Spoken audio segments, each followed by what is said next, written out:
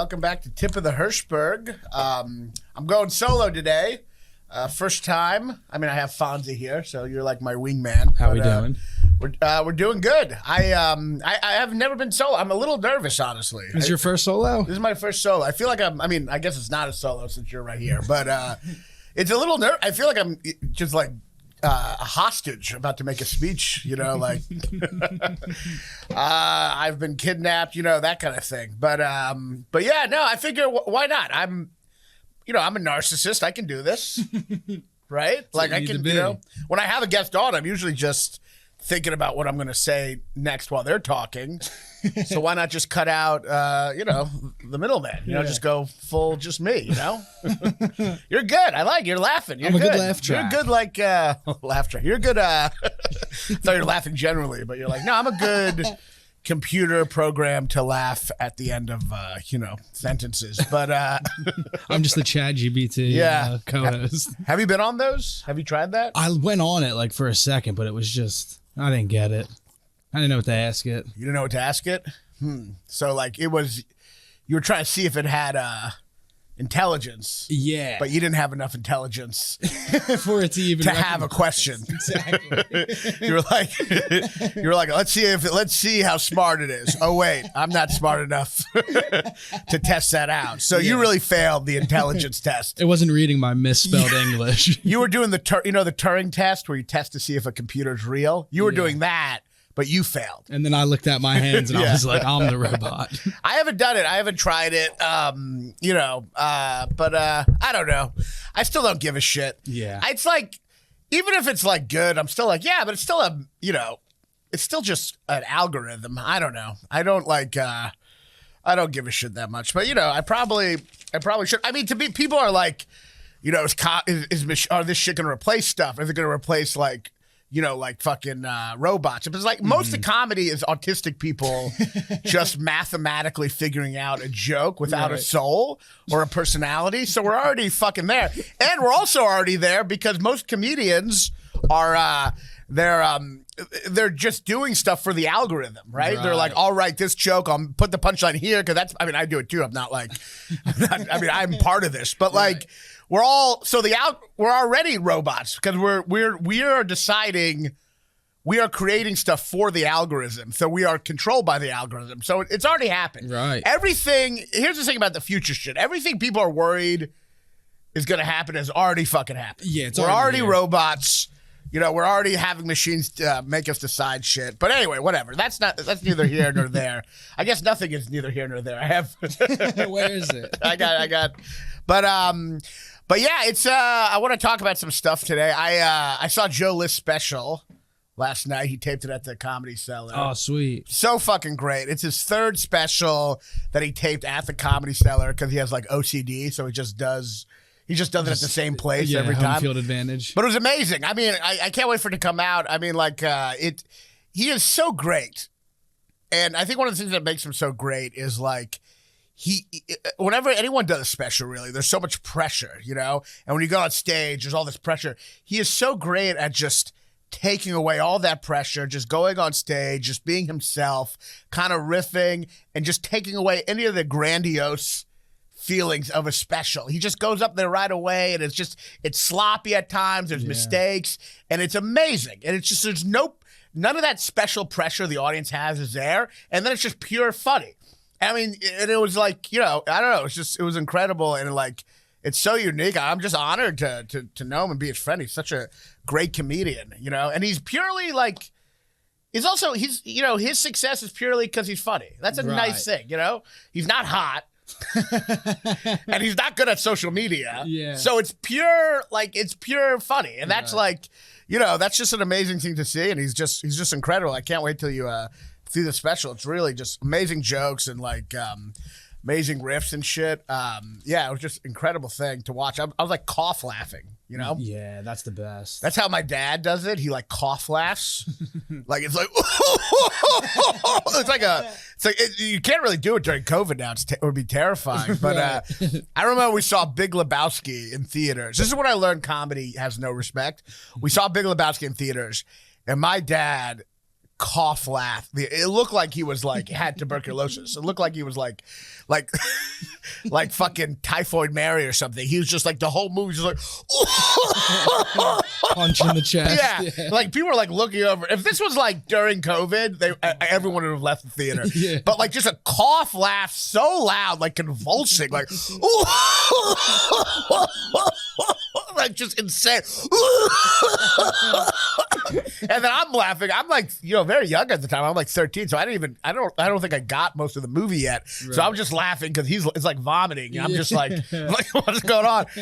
And then, so I've never seen him have this joy, so much joy, right? Mm-hmm. Like ever, or any joy really. It was the first time. So like, I'm joking, but when he came outside the movie theater, I was assuming he'd be like, that was the greatest experience of my life, or something. And all he said was like, it was a dumb, fun movie, like Cheech and Chong. I'm like, that's where I realized comedy has no fucking respect. He like cough laughed for an hour. He almost died laughing, which I guess could, like, if there's like a height of joy, it's that. He almost died laughing, and then he fucking dismissed the whole thing.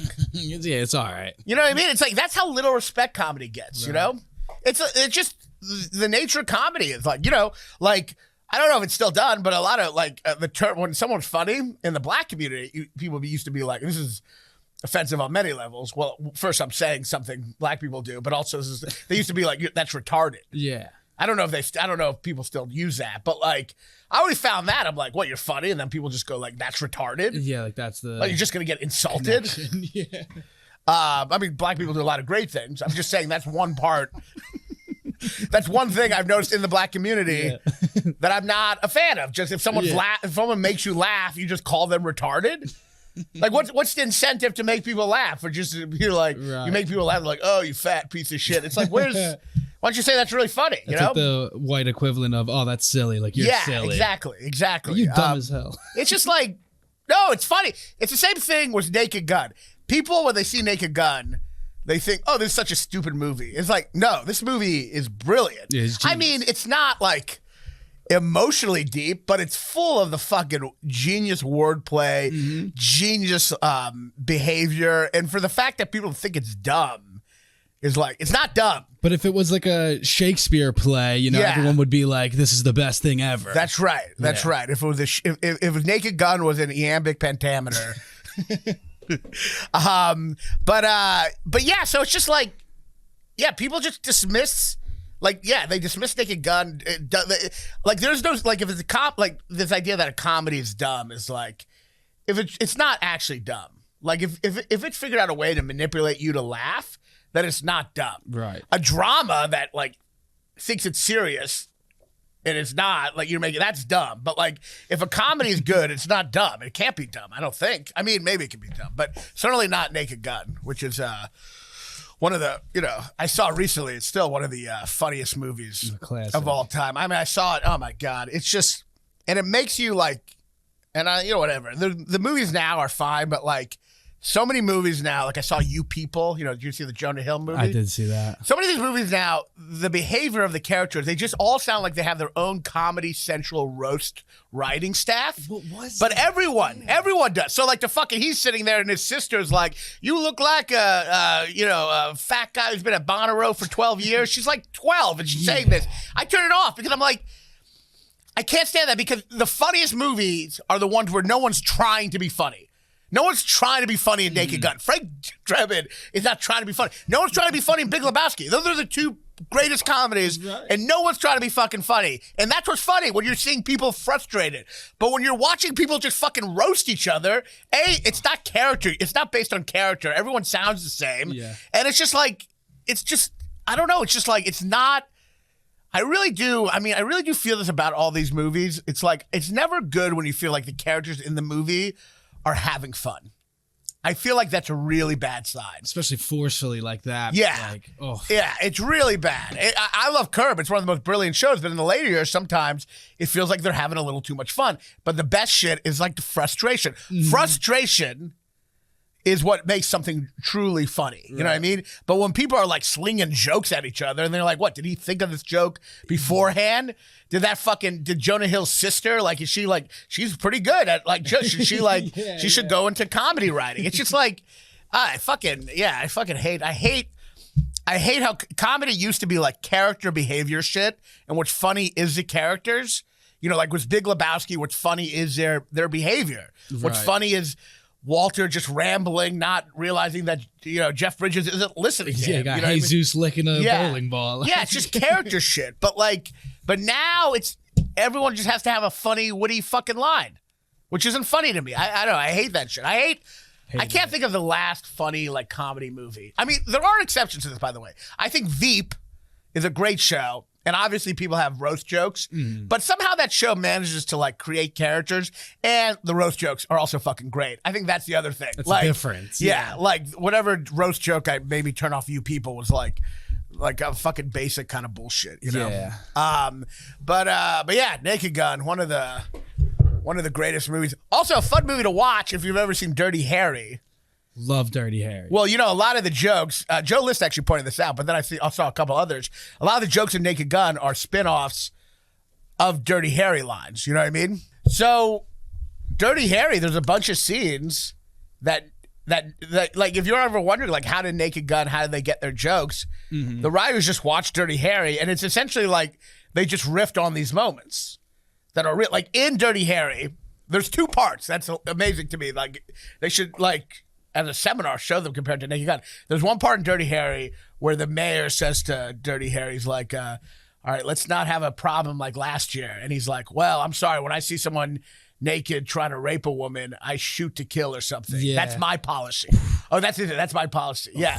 So and then badass. Naked Gun took that bit and created the funniest moment in probably Naked Gun where the mayor's going like, let's not have a problem like last summer, you know, okay, that's policy. And he goes, well, I'm sorry, but when I see four guys in togas, crazy guys in togas trying to stab someone, I shoot to kill. That's my policy. And then she's like, those were actors in a production of Julius Caesar.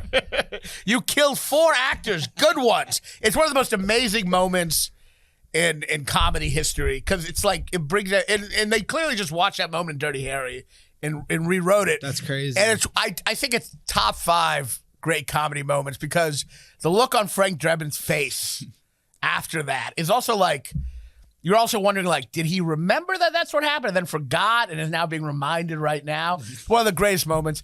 There's also another part in Dirty Harry where they're like, we can save his arm. And then they, in Naked Gun, they go, we can save his arm in the hospital. Where would you like it sent? Yeah. So, like, it is cool to see how they just watched that movie. Wow, I never picked up on that. Yeah. A lot of Naked Gun is basically a spoof of Dirty Harry, and you know, other movies like that.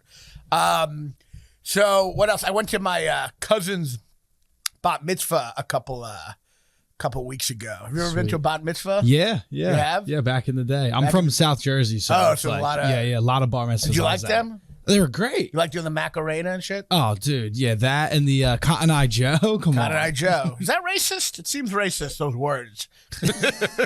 Those words. When you say it slowly, like Cotton that. and Joe just together seems racist. I don't know why, but it just, I guess, cotton. Yeah, I don't know what a Cotton Eye But it's is. cotton-eyed.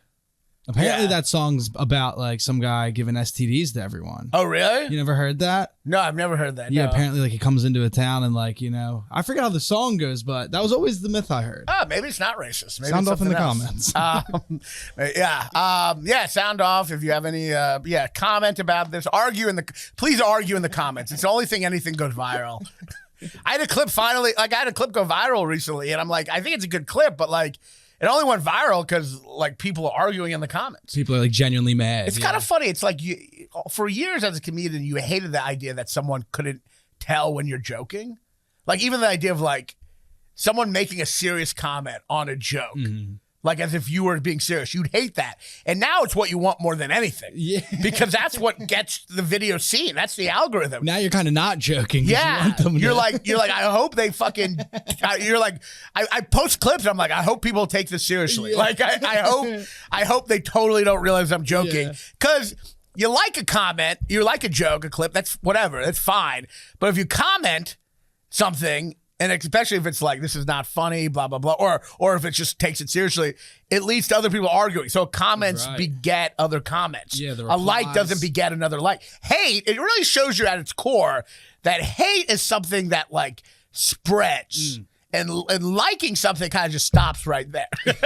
You like something, no one's like, oh wow, he really liked that post. Great, yeah. Or even someone's like, this is one of the best jokes ever. No one's like, wow, I agree. Yeah. It just anyone shows any kind of love, over. And no right one there. has anything to say about it. It So dies true.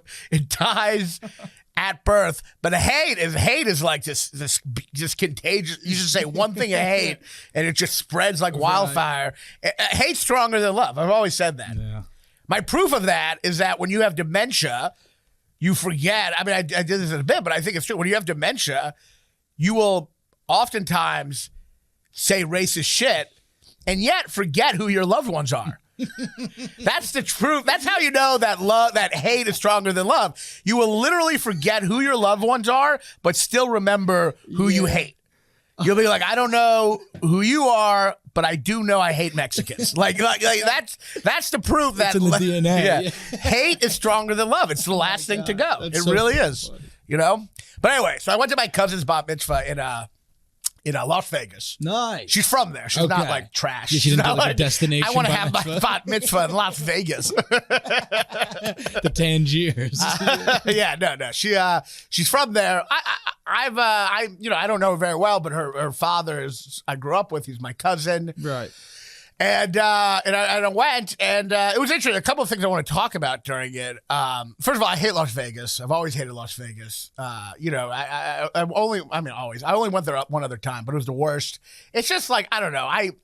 But I was at a shit casino last time. It was like the kind of casino, the hotel, I mean. First of all, there's slot machines everywhere. Yeah. Like you leave the airport, like you leave the plane and go into the airport, there's slot machines immediately. Yeah, I've only had a layover. I've never been into the city, but the airport is like... It's like everything. Like you go out of it, you go off, you get out of the runway. It's like hookers and slot machines. It's like in the airport, you go to a funeral, slot machines. Like it's everywhere. It's like fucking everywhere. The Holocaust Memorial Museum or whatever, the slot machines. It's a roulette table. Yeah, everything had slot machines everywhere.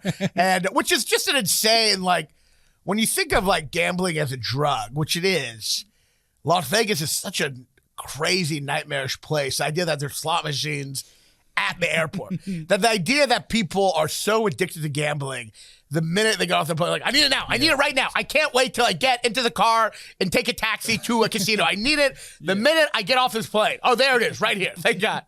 So we got off the plane. I flew in with my siblings and their kids. And it was really funny. We got off the plane and all these kids, or maybe when we got to the hotel and all my like nephews are like 5 and below, they see the slot machine. They just want to play because it looks like such a fun kid thing. Right. And then they go up to it and then some like security's like, you can't be here. You can't play this, which is so confusing to them because all they see is like bright lights, big like hologram, like neon sharks. Big pictures of like, yeah. It looks so fun. And the security guard's like, no, this isn't for children.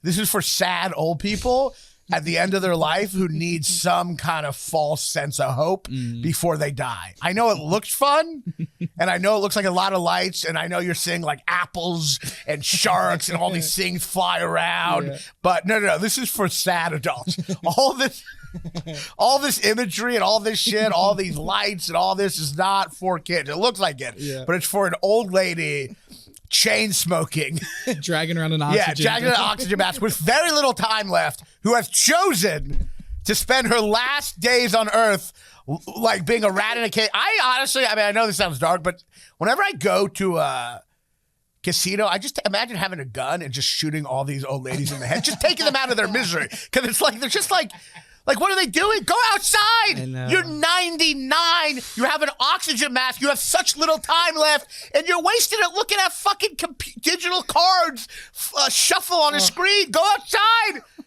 Look at a fucking mountain, you stupid bitch. Have like some kind of spiritual moment. What are you like? You have an oxygen mask. You could die right then. You could literally be smoking with the oxygen mask. Do you really want the last thing you see to be an apple and then an orange? And like, oh no, it didn't mix. And then you fucking die. Look at a fucking mountain, you dumb fucking whore. What are you doing? Casinos are so depressing. They really are. It's literally old people at the end of their life going like, wait, imagine, because these people are essentially on their deathbed. If you have an oxygen mask, you know what I mean? They're on their deathbed. Imagine you said to someone, like, what do you want to do for your last experience in life? And imagine them just being like, I would like to go into a darkened room that's dark during the day. I don't want any sun. And I just want to play this machine like a rat in a cage in the hopes that I get money that I won't be able to spend because I'm about to die. It's like this awful, evil parody of capitalism where people at the end of their life, by the end of your life, I mean, look, I get it. Some people are broke. I get it. But like, even if you have just a little money, so you get $1 million, you're 112. You're not going to enjoy it because you're not going to enjoy life. Just go to look at the ocean. It's so depressing. But so last time I was there, I was at this shit fucking hotel casino.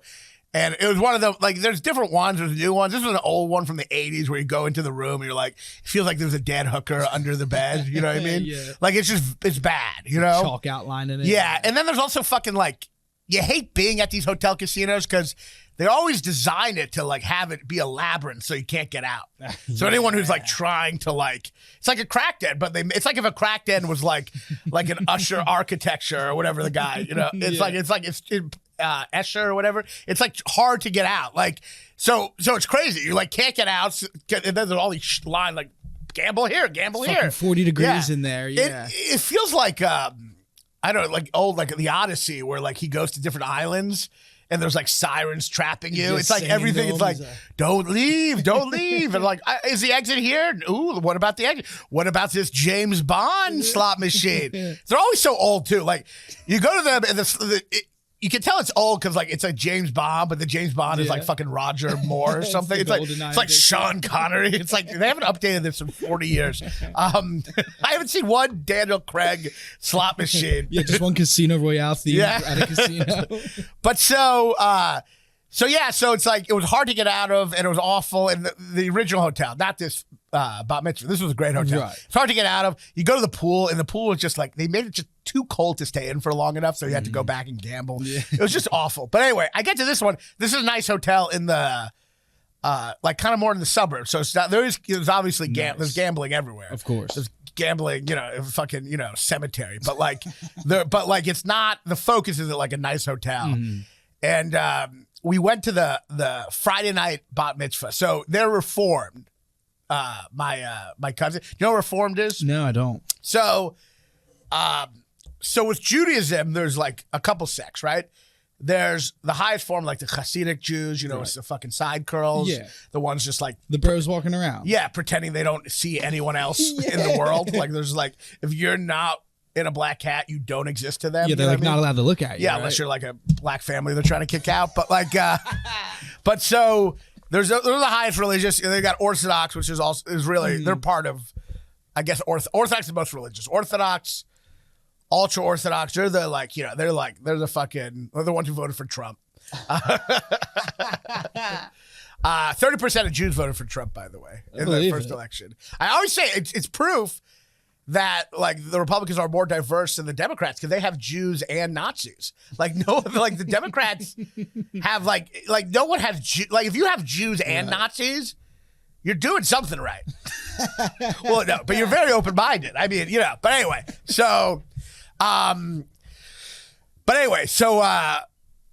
like the Hasids, and then you have, so that's Orthodox. That's Orthodox. And then the middle is the one I grew up in, is conservative. Conservative sounds like but it's different than the conservative in the political spectrum. Right. Conservative is actually a somewhat liberal thing. It's, you still follow a lot of the traditions, like the kosher and not on Saturday not driving. Right. You follow those, but it's not really sexist. That's the main change. So in Orthodox synagogue, the men and women sit separately. There's a wall between them called the mechita. Men and women sit separately. And the idea is, and the women don't even have to pray. The men just have to pray. Really? And women can't even go on the stage, which is called the bima. Basically the idea is like, I don't want to be distracted by these women.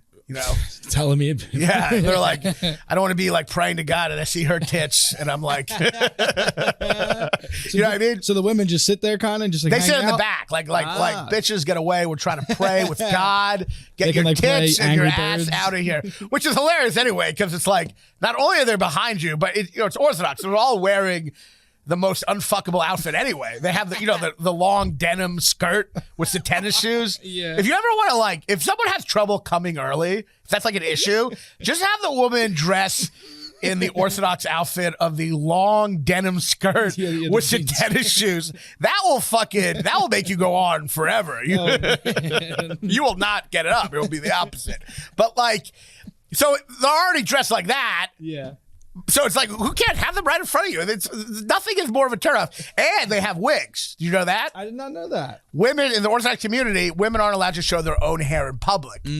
Because we all know how hot hair is. The most popular porn category, hair.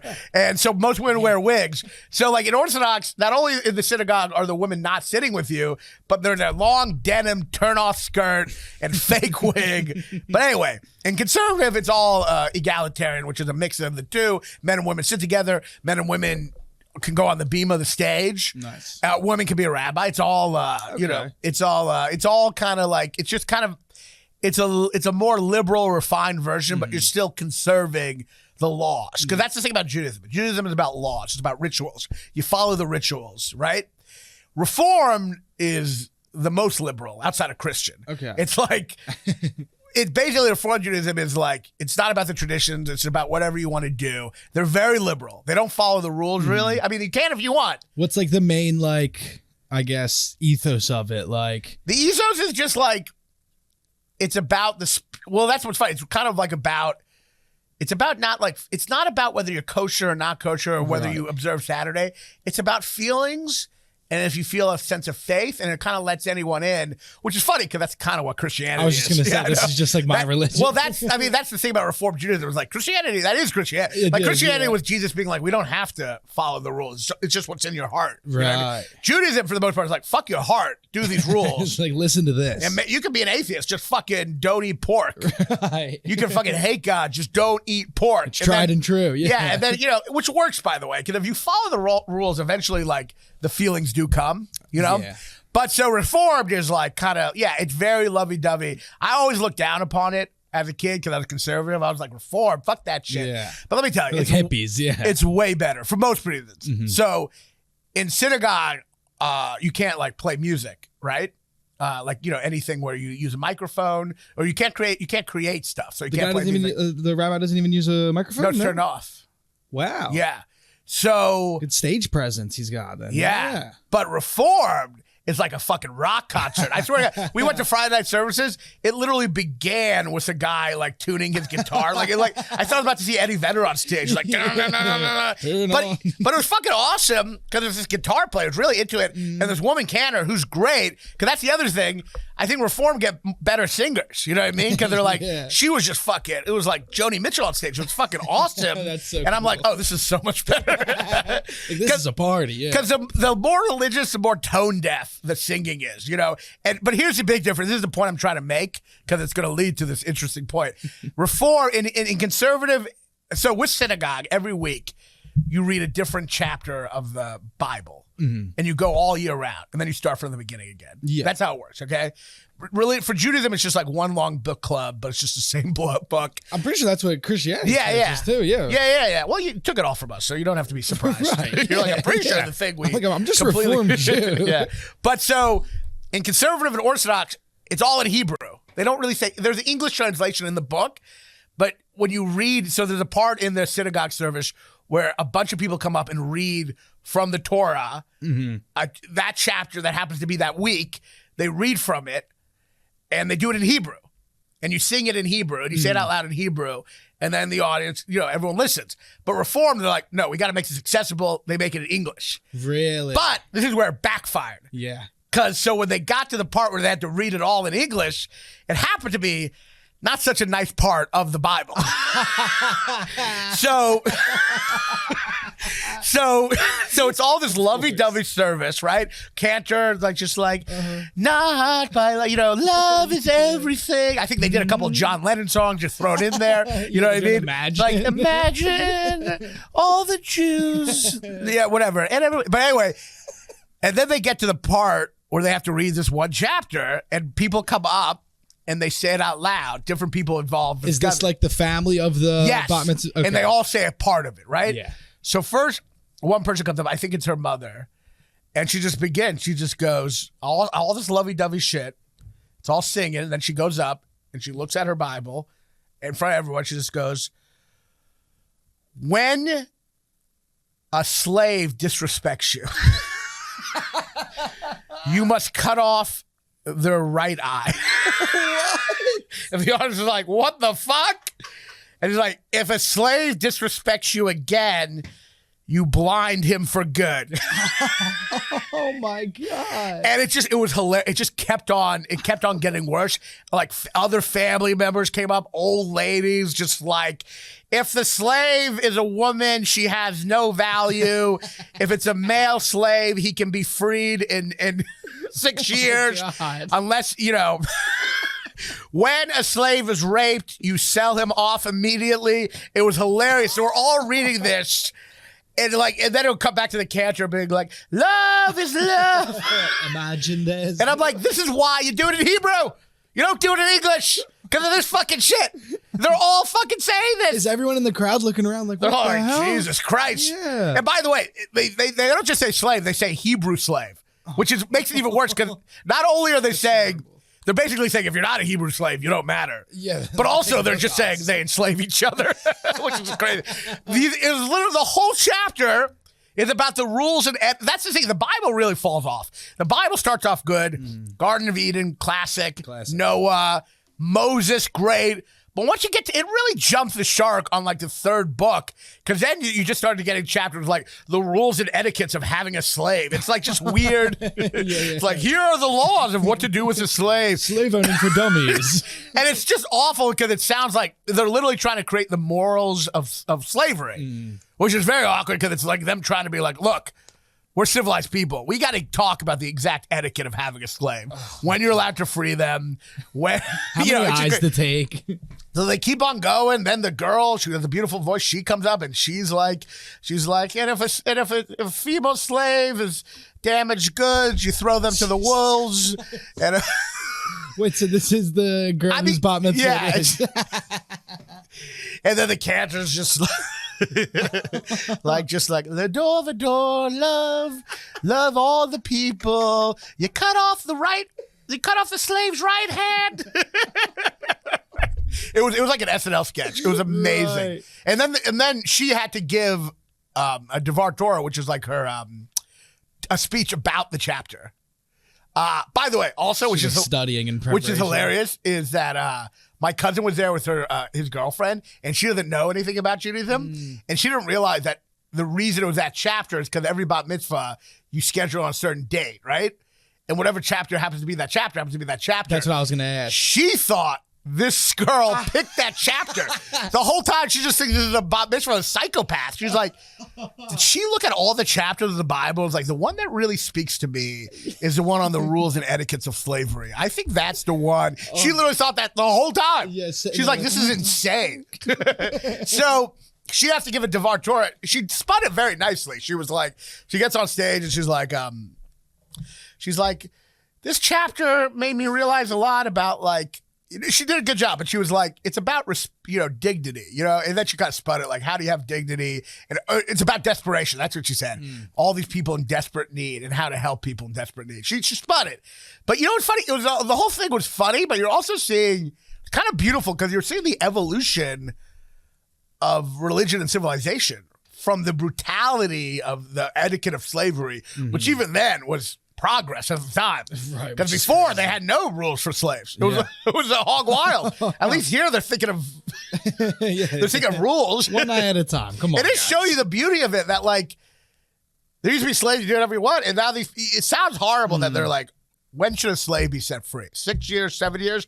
But that was them trying to get better. Right. It sounds awful. And if you're woke now, you're like, that was terrible. Yeah, it was terrible. Right. But they're growing. They're like, before that, you had a slave all your life. They're like, when to set free a Hebrew male slave. No one else gets set free. But they're still, from there comes, what about everyone else? Right. And that's the thing. From this thing that seems insane now, like now you're like, what? Hebrew slave? What about the other slaves? Hebrew male slave? They're the only ones who have rights? Yes, you dumb bitch. But from that comes everyone else, which is kind of America. America has slavery, and it's awful, and America sucks in many ways. But the seeds of democracy that were sown eventually led to a freedom that wasn't seen in other parts of the world. You know what I mean? Yeah. Eventually, the democracy that says only men can vote. All men are created equal. I mean, it was originally like all men who own land can vote, right? Uh-huh. And now people are like, that's awful. But hey, at the time, it was pretty good. At the time, it was pretty easy to get some land, too. But a lot of people, it was saying poor guys can vote. Right. Or not poor guys. It was saying non-royalty can make a choice in the world. Right. It was saying you could vote. Well, that's what it was saying. It was saying you could fucking vote. Not everyone, but some people could vote. But they didn't let most people vote. But other places, no one fucking voted. It was a fucking royalty. Exactly. So the fact that a man, like a fucking, a man with land could vote, I know it doesn't seem like that, but that is progress. Yeah. And eventually it led to women voting. Pretty quickly, too. Yeah. But that being said, it's still fucked up. But when you're watching in this service and you're going, man, we went all the way from that, which was progress in its own weird way, absolutely, to this fucking canner, this fucking woman just singing like, love is love, love all the people. It was like you were seeing the progression of humankind in this service. It was kind of beautiful. Even just for a 13-year-old girl to like recognize that it's not like and her taking so literally like everyone else did for hundreds of years. And she was cool about it. She wasn't like, oh my God. Yeah. This is terrible. This is our past and it's us. It's like, it's who we are. Yeah, we've developed morals and we're going and we are making progress. And it is true, like, I don't know. Yes, we've done awful shit, but I don't think you can lose sight, like the people are like Abraham Lincoln was awful. It's like, because he had the plan that maybe black people should move to another country afterwards. Yeah, that's fucked up. But a lot of other people thought black people should be slaves all their life. And so it's like Lincoln, like, looking for solutions at least. Yeah, it seems awful now. Right. And maybe at the time was also awful. God forbid you brainstorm in 1865. But he also was trying to free slaves. I don't know. It's just, it's a tough thing because you don't want to speak from a privileged place and be like, hey, let's try to free slaves. That's the pickle that's pretty good. Yeah. And then people are like, well, it's not that great. They could have just not enslaved us.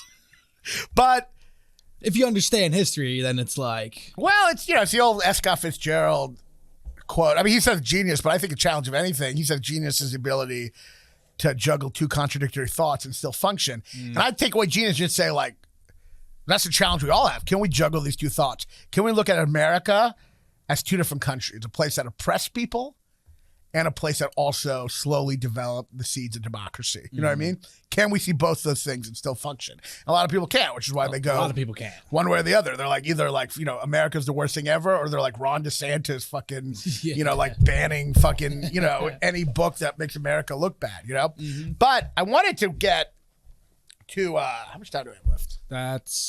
We're at 38 minutes. Oh, nice. I wanted to get to the dumbest high thing I ever did, which is at the bat mitzvah. This past week, yeah. Oh, a couple weeks ago. I mean, I know it's gonna sound trite, like, oh, I got high, I did something stupid, but this is like an embarrassing level of stupidity. That's just insane. and the problem is, I'm not grounded to begin with. Yeah. Like, I'm just flighty. So when I'm high, it's just like, it's lawlessness. So, okay, how do I set this up? Okay, so we're at the hotel, right? Mm-hmm. My brother is originally I'm on the fourth floor, right? But my brother switches with me for whatever reasons. It was a joining room, right? So I was originally on 416, but my brother switches, and so now I'm on 516. Okay. And my brother's on 416. But I have the key to 516. But I was originally at 416. Yeah, that's important to remember. All right, so 4, 5. I'm on 5. My brother's on 4, right? Mm-hmm. One night, We go to his place, and I say that like we're on a date. We go to his place, fuck around. We're hanging out at his place, and we're smoking weed. And it was a bad kind of like, I'd been doing actually good with weed. Like, my brother-in-law was like, man, you just got to do 1 milligram of weed. That's like the best thing. You know, he's actually right. I did it like microdosing weed, because almost every time I smoke, I'm too high. Getting like, Yeah, but microdosing was like, I was like, this is perfect. I'm just like a little high. Like this, but anyway, that night he had a joint. And I took one of it was like 1 a.m, or maybe it was 2 a.m. I took one of these, I took a puff. And it hit me so hard. You know those terrible, like, where you cough 14 times, and every cough means there's going to be another 45 minutes of anxiety added on to the weed. Yes. It's like, 1 hour, 1.5, 3, 4, you're on your shit. Yeah, every cough is just a horrible foreboding. You know, like, and I just kept on coughing. I'm like, this is till tomorrow morning. I'm gonna be, you get to the 28th cough, or like, I guess I'm going to be on the fucking wall of the bathroom till like 6 a.m. So I'm like, God damn, I'm high, right? Mm-hmm. And so I'm like, I got to go back to my room on 516. I'm with my brother on 416, right? Mm-hmm. So I leave him. This is 100% true. I mean, obviously, I'm not lying. I leave that room on 416, high out of my mind, go into the elevator. I forget to press a button.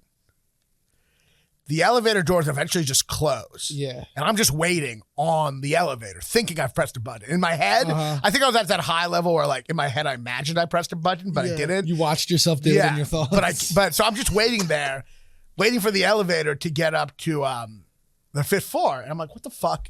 It's taking so long. Oh, no. And I'm like, what the fuck? And I'm like getting mad. I'm like, what the fuck? So finally I pressed the button. You pressed floor 5. I don't know what I pressed. Okay, you pressed the button. I pressed the button and the door opens. Okay. But in my head, I think I'm on the 5th floor now. I'm 100% still on the 4th floor. But in my head, I'm like, all right, I guess I'm here. Yeah, open sesame. So the door opens and I head to what I think is my room, but just back to my brother's room, which I just left. But in my head, I think I'm on the 5th floor. You're home, yeah. I knock on the, I use my key to the 4th floor. It doesn't work. And I'm like, what the fuck? And I'm mad because I already, like the day before, the key didn't work on the 5th floor. I had to get a new key. So I think it's the same problem. Yeah. I'm like, God damn it. Now I got to get a new fucking key. Oh, I'm so mad. It's 2 a.m. I'm like mad at the staff downstairs. Once again, I have not moved floors. I have just stayed. I'm like, fuck. Is it a suicide? I'm like, literally like, this is fucking bullshit. This fucking bullshit. I go downstairs. I'm ready to be like angry at them. I get in. There's no one behind the desk. I have to call. They're like, yeah, we don't have anyone behind the desk. You're going to have to ask the valet for a new key. I'm like, this is fucking unbelievable. I find the valet. I'm like, yeah, the key doesn't work again. I give him attitude. Yeah. I'm like, this fucking key doesn't work. Like, it's already happened. He goes, I'm really sorry about that. I'm like, yeah, you better. I'm like such a dick. And then he goes, which room is it again? And because the last room I saw was 416, I tell him 416 because I just remember that. You saw it on the door, right? I saw it on the door. It's the last thing I saw. And also, originally I was that floor, which added to the confusion. So I go 416. And he checks it, and I give him my ID, and he gives me the key. And he's like, you know what? I'll go up with you just to make sure it works because he feels bad now. Yeah. So we both go up. I'm like, it's better work. I put the key in. It works. Because I told him the wrong. Right in, yeah. Once again, I have not ever gone to my floor yet. It works. He goes, all right, thanks a lot. He leaves. I think I forgot. I think I was supposed to tip him. I didn't. I'm such a prick. I was so high, though. My brother opens the door. I'm literally now thinking he broke into my room. I'm like, what are you doing in here? I'm like, what the hell are you doing in here? And he's like, what? I'm like, how'd you get into my room? And he's like, this is my room. And then I still don't figure it out. I go, those motherfuckers gave me the wrong key again. Like, I think somehow they fucked up. Yeah, I'm like, not your fault. Oh, no, you know what I realized? I thought I asked for the wrong, I was like, oh no, I asked for the wrong floor, the wrong key. Not realizing that there was never a problem to begin with. Yeah, like I had the right key. The 516 key. But so I go, oh shit, I told them the wrong room number. I have to go down again to get the right key. Even though you have. Yeah, and as I'm going to the elevator, I'm like, oh no, I have that M. Night Shyamalan. Oh no, there was never a conflict tonight. I have that moment where like, oh my God, no, there's, I have the key the whole time. And I get to the 5th floor and I go in and I'm like, This is like an hour and a half. I was going ordeal. to say, how long is that? Oh, Like an my hour and a God. half, like 4 a.m. And the valet guy's sitting there, like, switching your keys. He knows what he did. Insane. Yeah. Wow. And then I go to sleep thinking about the rules and etiquette of slavery, you know? That's what was clouding your thought process. Yeah, exactly. All right, what time are we at? That's 45 minutes. 45 minutes? I guess I'll just,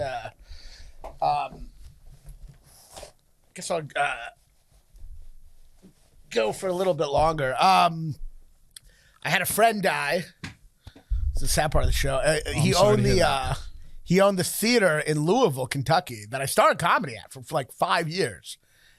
And I didn't know him super well, but we were close. But the place I knew so well, and it was the place I started.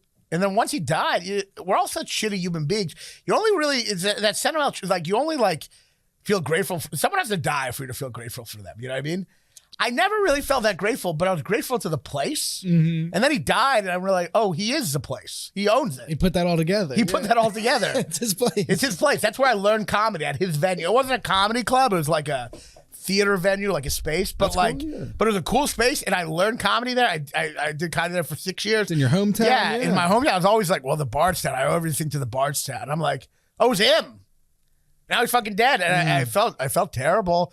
At first, I got so depressed. It's also like the end of like, this was where I did comedy before the industry, where you just had fun and you just learned your voice. Mm-hmm. And the place had recently closed. And then he died tragically after that. And it was just super depressing. And that was interesting. I remember like, I was really upset and irritable with my girlfriend. And she's like, and I was like, yeah, but I realized I was also irritable because I started Whole30, which is that diet where you have no sugar, no like bread, dairy, whatever. It's kind of funny to be like, yeah, sorry, I'm really upset. My friend died, and also I haven't had carbs, and those being on those being on the like equal plane. My friend died, and I didn't have carbs. If it was just one or the other, I'd be cool. Right. But together, it really.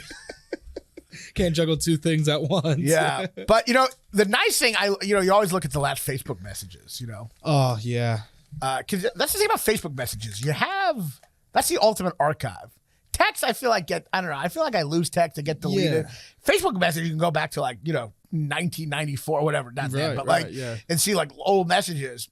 And the last message was, it was very sad, which is partly why I was depressed. He had said like, congrats on I'd done the Tonight Show or something. And I said, thanks.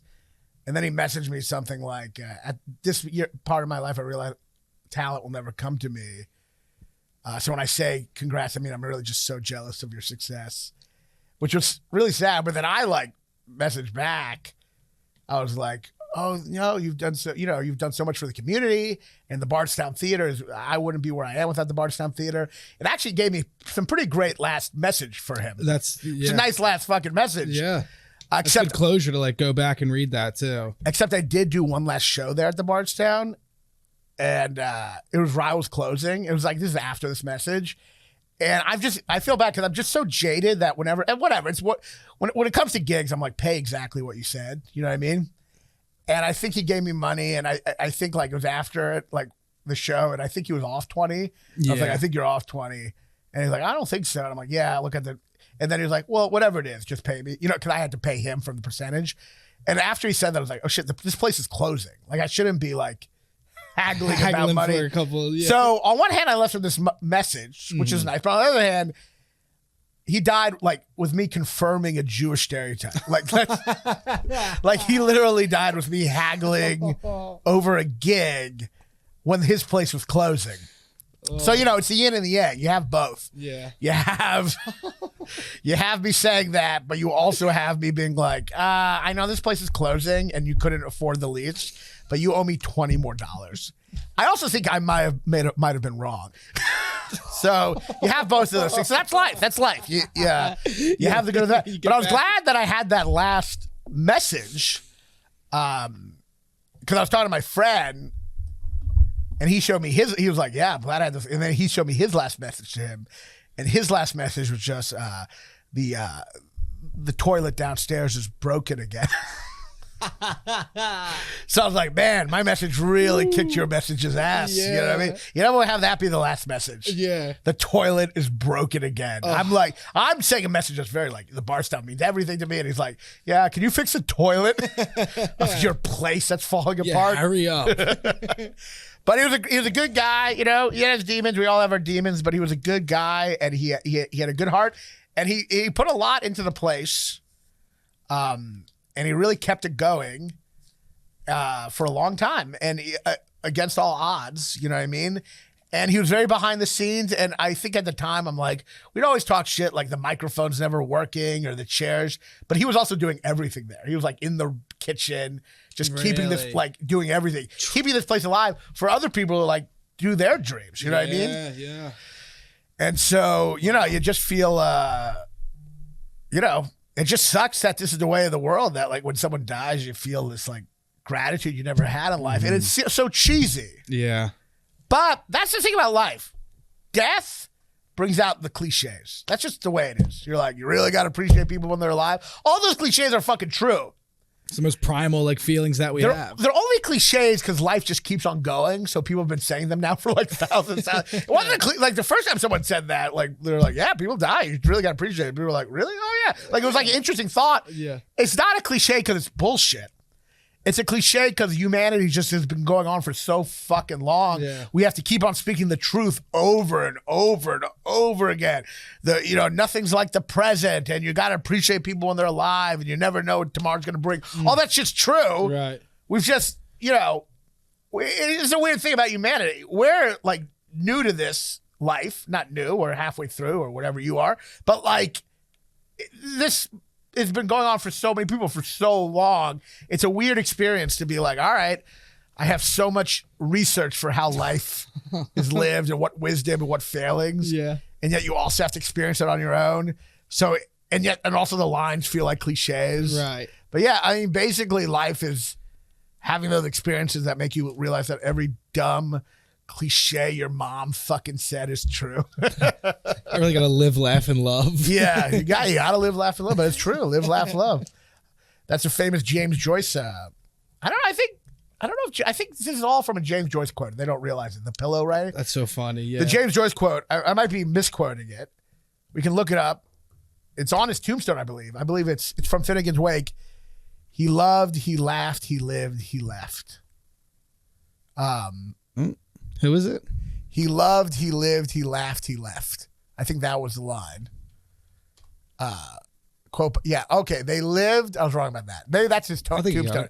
They lived and loved. They lived and laughed and loved and left, which is a beautiful line using the obviously the L and the V and the F. So you're saying kind of the same word in a way. They lived and laughed and loved and left. I mean, it's incredible. That's wild. Because you look at lived and you look at loved, and there's just one syllable difference. Loved and lived and loved, and then you look at laughed and left, and they're also kind of, spelling wise more than one syllable, but the same kind of thing. Laughed, left. It's the same. They're all, both those four words, lived and loved, are just one sound, I don't know how you call it, one sound difference, one syllable, and laughed and left is also one. Same like a flexion of the. Yeah, it's just one minor change. So it's just she's a connection between words. I mean, he's the best. Finnegan's Wake is a book where it starts off in the middle of a sentence and it ends in the middle of the sentence. You realize that middle of the sentence goes into the beginning of the so it's all a loop. Oh wow. Yeah. Which he developed the structure of the book based on Oswald Spengler's German historian, had this book called The Decline of the West, where he talked about how basically society goes through these 4 stages in a loop. And I believe the first stage, I'm going to fuck this all up, but the first stage is, I believe, maybe it's theocracy, and then aristocracy, and then democracy, and then I think like chaos. Yeah. And then it goes in the loop again. I'm fucking this up, but there's 4 stages. And so he made the book in a loop, kind of influenced by that sense of the 4 stages of life that we're all always in a cycle of. No. It's Oswald Spengler. But maybe I'm fucking this up. 4 stages. Oh, you know what? It's not Oswald Spengler. It's fucking. He's got one too, though, which is. Yeah, but I'm wrong. It's not Oswald Spengler. It's put James Joyce and put Vito. I think Vito. God. Corleone. Fuck. What is it? Vito Democracy, or put James Vito Democracy. Vito. God, I can't remember his name. Democracy. Fuck. I can't remember it now. I was thinking it was Oswald Spengler, but now I'm thinking it's not. It's this other philosopher. I think it might be Italian. 4 stages of civilization. Finnegan. Put Finnegan's Wake. Finnegan's Wake. Yeah. And put Harold Bloom too. God, this is so boring. Where the fuck is this? Fuck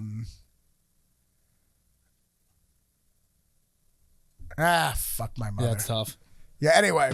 But Finnegan's Wake also is,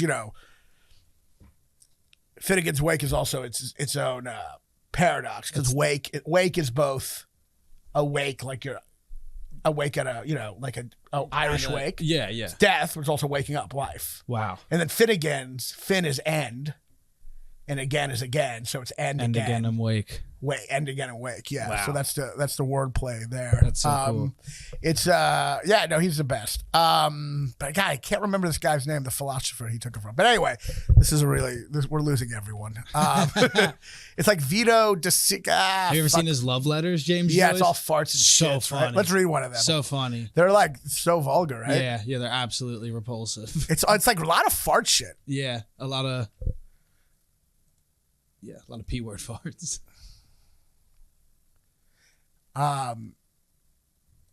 Oh yeah, my love for you allows me to pray to the spirit. Sorry.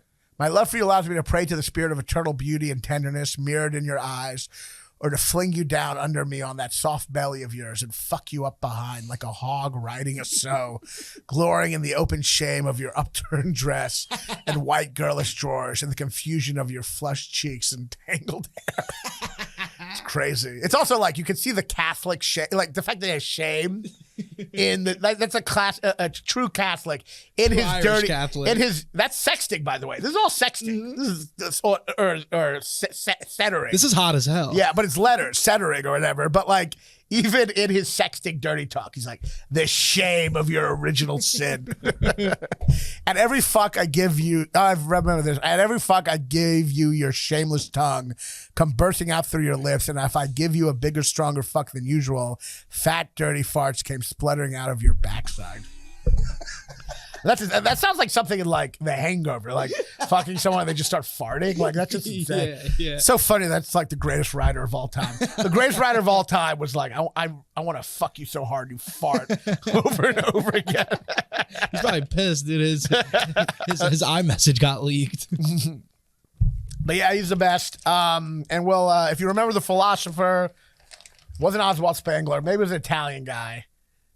If you remember the philosopher who James Joyce built the structure of Finnegan's Wake around, theocracy, democracy, aristocracy. Yeah, theocracy, aristocracy, democracy, and I believe chaos, anarchy. Maybe type that in. Yeah, type in theocracy, democracy, and anarchy. Not